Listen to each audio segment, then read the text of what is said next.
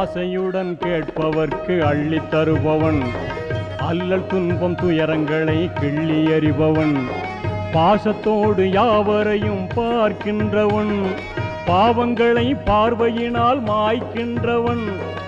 அல்லல் படும் மாந்தர்களே அயராதீர்கள், அல்லாவின் பேரருளை நம்பி நில்லுங்கள். அவனிடத்தில் குறை அனைத்தும் சொல்லி காட்டுங்கள்.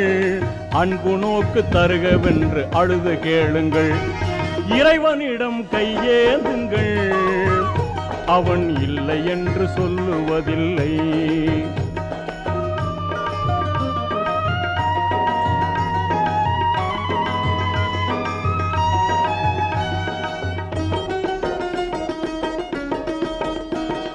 தேடும் நேயர் நெஞ்சங்களில் குடியிருப்பவன், தேடாத மனிதருக்கும் உணவளிப்பவன்.